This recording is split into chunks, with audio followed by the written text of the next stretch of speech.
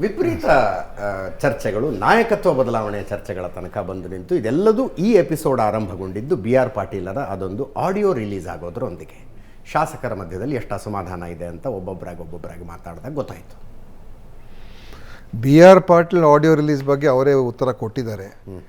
ಮತ್ತು ಒಂದೊಂದು ಸಲ ಈ ಅನಧಿಕೃತವಾಗಿ ರೆಕಾರ್ಡ್ ಆದಾಗ ಬಹುಶಃ ಅವರು ಒಂದು ಲೋಕಾಭಿರಾಮವಾದಂಥ ರೀತಿಯಲ್ಲಿ ಮಾತಾಡ್ತಾ ಇರ್ತಾರೆ.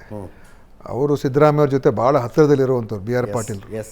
ಆಯಿತಾ, ಅವ್ರ ಬಗ್ಗೆ ಅಭಿಮಾನ, ಅವ್ರ ನಾಯಕತ್ವದಲ್ಲಿ ನಂಬಿಕೆ, ವಿಶ್ವಾಸ ಇಟ್ಟಿರೋರೆ.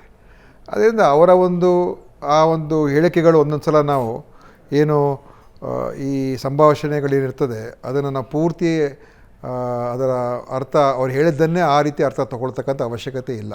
ಓಕೆ, ಅದು ಒಂದು. ಇನ್ನೂ ಅದಕ್ಕೋಸ್ಕರ ಅದನ್ನು ನಾನು ಅಷ್ಟೊಂದು ಗಂಭೀರವಾಗಿ ಪರಿಗಣಿಸೋದಿಲ್ಲ.